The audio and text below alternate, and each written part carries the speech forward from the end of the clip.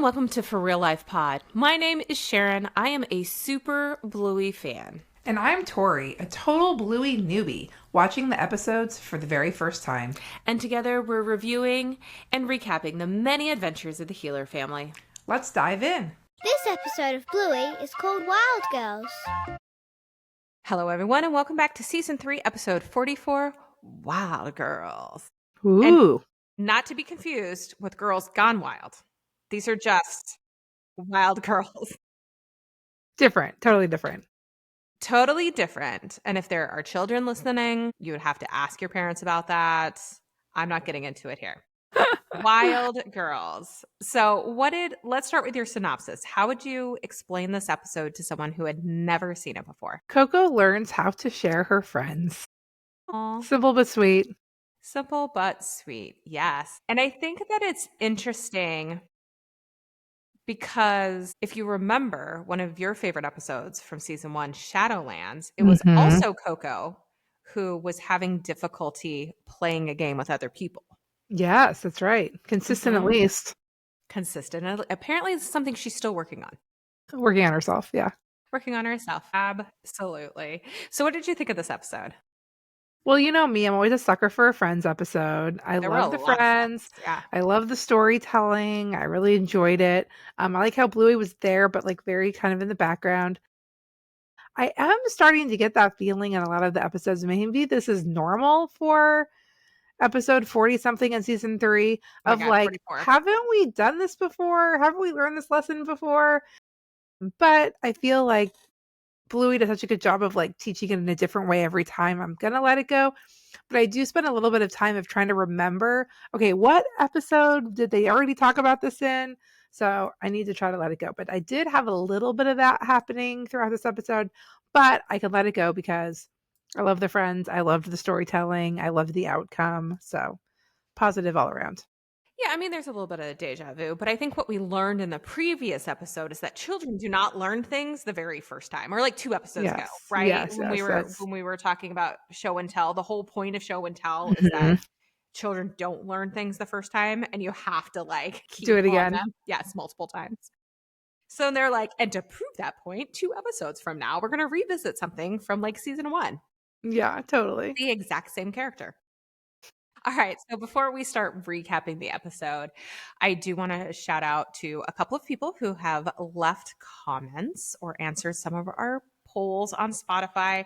We love it when you guys engage with stuff, whether it's with us on Instagram or on Spotify, or you're leaving recommendations on Apple. Like, thank you so much. So this week, we're going to, I want to say, okay, the name online is River_on4paws. And we love that you were crocheting while you were listening to Fairy Tale. I love that so much. I'm a crocheter too, girl. Yes. Tori loves to crochet. I am all about multitasking when you're listening and doing something else. I'm a big audiobook fan as well. So I'm frequently doing other things while I'm listening. However, and whenever you people want to listen to the podcast, go right ahead. Now, don't watch us on YouTube while you're driving. That is the one thing I will say. Caveat. That is the caveat. We also want to say hi to Andrew, who wrote that Ragdoll was the best episode in the entire pod. Love it. Thank you, Andrew. I know. So just a quick shout out. And then there's one more person, and they actually have emojis. So I'm hoping I'm doing this right. So it's like a green heart and a taco, and it said GIR, and then another taco, and then another green heart. Love it. I know. We saw your comment. We just wanted to say hi. So again, please leave us comments. Please obviously share us with our friends. But now let's get into the episode. It opens at Bluey's school, and Coco runs out front past Calypso and invites Indy to play a game called Wild Girls with her. Yes, please. Winton. Okay, do we think Winton was hiding? Do we think he was there the whole time? Because he just comes out from behind a pillar and is like, sweet. I don't think he was just walking by. Like, he didn't happen by. I think he was there. Waiting for his opportunity. Yes, he would like to join in as a pig, even though Coco tells him that there's actually no pigs in Wild Girls. He doesn't care, though. He's already run off. Like, in his mind, this is what's happening. He ran away. Calypso, though, handing a broom to Indy, tells Coco that games can change a little if needed. Always with the sage advice. Chloe then pops in and asks Indy if she wants to play, but Indy says that she's already locked into Coco's game, with Indy leaving the door open for Chloe to play. So now we have 3 people. It's like, okay, let's figure this out. How about toilet tag? If you get tagged, you have to pretend you're a toilet, and you can only move if someone flushes you. Bush. What do you think? Chloe says, though, that while she likes Wild Girls, she's kind of tired of playing it and suggests that maybe they play another game, like toilet tag. We're not sure. So, in toilet tag, if you've never seen the game before, which I had not, if you get tagged, you turn into a toilet. So you squat down and you put your hand up. And the only way that you can move is someone comes by and flushes you. And you have to make the flushing noise. I was surprised and impressed that the toilet game did not involve pooping. I kind of thought that was going to be part of it. Thank you, Ludo Studios, for not including pooping. Going that far. Yes. So as Chloe asks them what they think, and it cuts to the title card. That blank stare was so funny. They left it like a beat longer than they needed to, just so the girls could have the blank stare. Thoroughly enjoyed. Hilarious. I know. It was so great. And as I was looking at who was playing the game, I go, Bluey's not there. I wonder what she's doing, right? Because it's a lot of the other kids, but not her. So we come back from the title card, and it looks like they decided not to play toilet tag because Chloe and Indy are in the forest chasing Winton the pig. Winton luckily manages to get away, though Indy tells Chloe that they can just instead dance for food because he was going to be their food. So they do. Da-da-da, they dance. They then return to their home where Coco is waiting for the food. The 3 decide to dance in celebration. So more dancing. And then the girls go to sleep. And we find out that Coco is the wild mother, and then the girls are the wild daughters. So the following day, the Wild Girls head out to fetch some food, but Chloe isn't fully embracing the game because it never changes. We literally do the same thing over and over and over again. Just then, Winton arrives at the scene and the girls give him chase again. However, Winton manages to escape again, and the girls are led out of the forest where they find Bluey playing a game of farmers, and she's playing with Rusty. So in this game, you plant seeds and you grow food. That's it. Simple. Farming. We're just farming. So she hands Indy some potatoes and tells the girls that they can join her and Rusty if they want. Chloe is all in, but Indy asks, what about Coco? And Bluey says, of course, that she can play. So Indy runs to go get Coco. When Indy comes in, Coco's tail is wagging until Indy says, hey, we found Bluey and some others, and there's a new game. And her tail stops wagging. Yeah, so you can see she's disappointed. And Coco says that Chloe can play what she wants, but that Indy said that she would play Wild Girls, so that's what she needs to do. And I was like, Strict. Okay. So Indy goes to tell Chloe that Coco is making her play Wild Girls, and Chloe suggests that maybe Wild Girls can have farmers. Maybe we can merge the 2 games. So Indy runs back to tell Coco, which, how exhausting for Indy.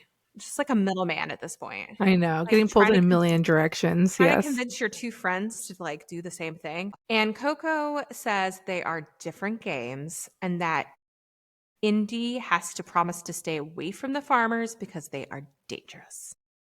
So Coco's just not bending at all.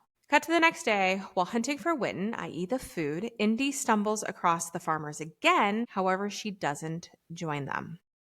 Back at the Wild Girls' home, Indy tells Coco that she doesn't have any food because the piggy is now a scarecrow. Because, of course, Winton joined the others, and now he's a scarecrow. Indy suggests that maybe they ask the farmers for some food, but Coco says that they are 2 different games. Get it through your head. And Indy again tries to cite Calypso from earlier, saying that games can change a little bit if they need to. Coco says Calypso was wrong. And this was like a what? The camera literally shifted. What do you mean Calypso's wrong? She's never wrong. Right? It's like blasphemy. I know. We do not say Calypso's name in vain. And Coco suggests, well, maybe this time she is.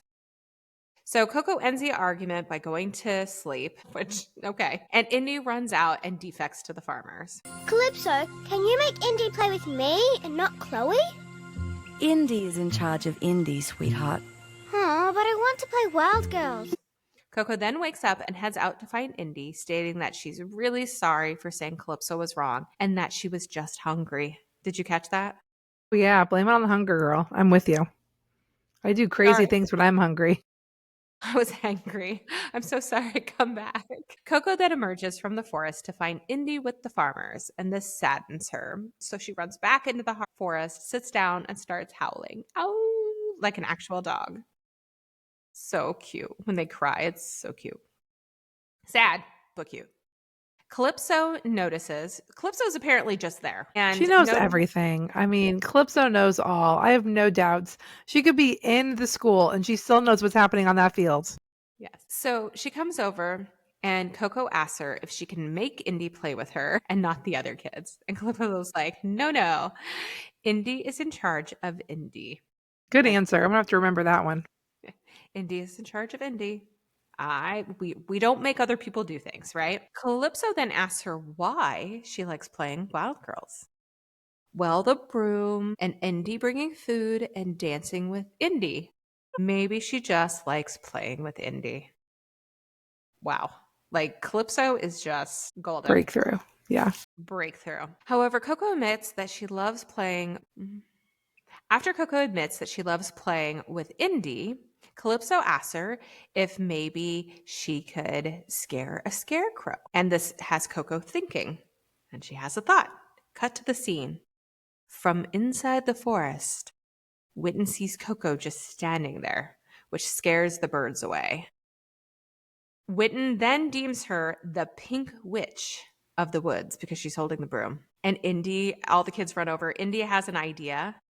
No, all the corn is gone, which means that the pink witch must have cursed all their crops. Oh no, what are we going to do? No, oh no. And Rusty says, and I quote, he can't be dealing with witches because he just got a quad bike. Okay. I mean, that's fair. Fair enough, right? So Indy states that she has to take the witch some food every day to keep her happy. But Indy, it's dangerous, says the other girls. But not for Indy, because she used to be a wild girl. Bridging that divide. Cut to the Wild Girls' home where Indy arrives bringing radishes. The two girls do a quick dance and we see Calypso has been proven right. Games can indeed change if needed. End of episode. Aww. Okay, I'll ask you the same question that I asked you at the end of Show and Tell. Do we think Coco actually learned anything this time? I don't know. She didn't really have to make any changes to get what she wanted. Like, she still gets Indy. She still gets to play what she wants. So she didn't really have to compromise much. No. Like, she interacted a tiny bit on the edge of the field, but I feel like she didn't have to do much to earn it. So no, I'm going to say she did not. Yeah, I agree here. 100%. So obviously the parenting award goes to Calypso, who's just absolutely do no wrong, right? Amazing. Unfortunately, we did not get any montages. Boo. But we had one like 2 ago. It's okay. What are you playing?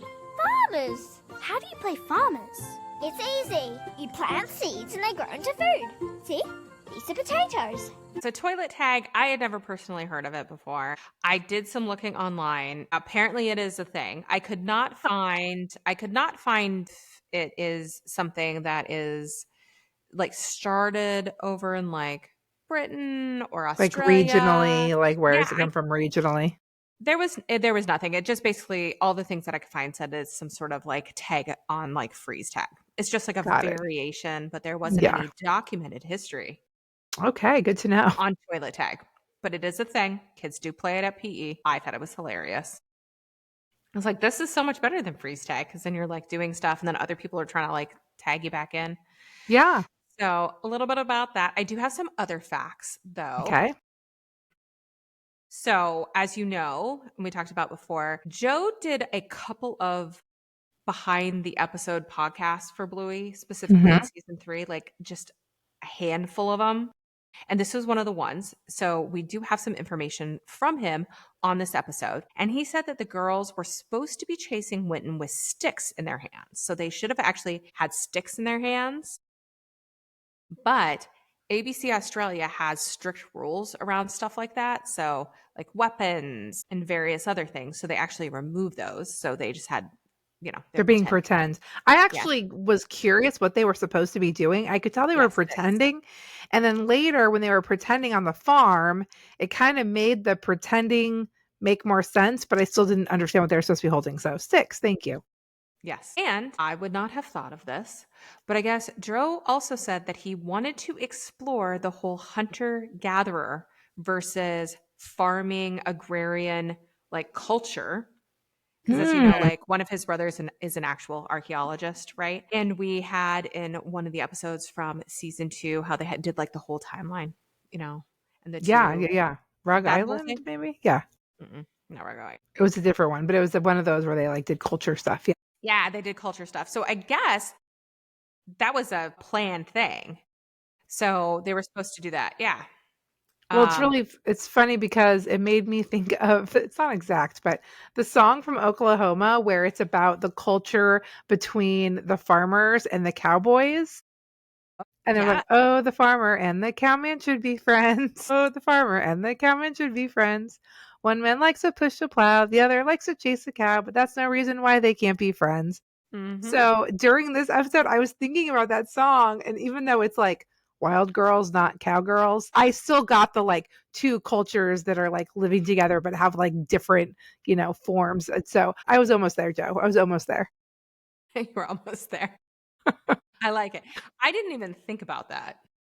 That Yeah. wasn't even something that like entered my brain, but then Funny. afterwards I could see it and I'd be like, and then they have India's kind of like the two civilizations. We were hunter and gatherers, and then we moved to like more like agrarian, and we were on farms, and I got the symbolism of them being in the forest and then not in the forest, and that's where the farms are because you have to cut down the trees. But sometimes I go deep. Yeah, And I it's been a minute figured. for this episode. Yeah, I figured it was either that or Wicked. I'm like, which of these two are we doing? Oh God, right. As This is soon as definitely I before Wicked. as soon as I saw the broom, I was like, oh, witches. We're playing witches. That was my first thought when I saw the broom at the beginning. So then when they started playing the game, had nothing to do with witches. I was like, oh, I'm wrong. Then when he's like the pink witch, I was like, yes, I was right. So it came around in the end. It did. It came around. Also, Joe said that the actual game of Wild Girls is based on a game that his daughters played in school. Funny. Yeah. So because again, Bluey's school is based off of a school that Joe's kids went to, which is more about learning through play versus sitting and like staring at screens or learning the alphabet. It's more about here's what we're going to do, and then we're learning through play. And it's all about the kids just going and having fun and doing their own adventures and stuff. So I thought that was great. All right. Do you have any other comments or thoughts about Wild Girls? I think I inserted all of them. Yes, I think I'm good. Cool. Well, thank you guys so much. Come back next week when we talk season 3, episode 45, TV Shop. Thanks. Bye. Thank you so much for listening. If you enjoyed this episode, please, please, please share it with your friends. Go online, rate the podcast, follow us to get the newest content drops right when they release. And of course, message us. You can find us on Instagram at forreallife.pod, or you can send us an email at forreallife.pod@gmail.com. Again, that's FORREALLIFE.pod.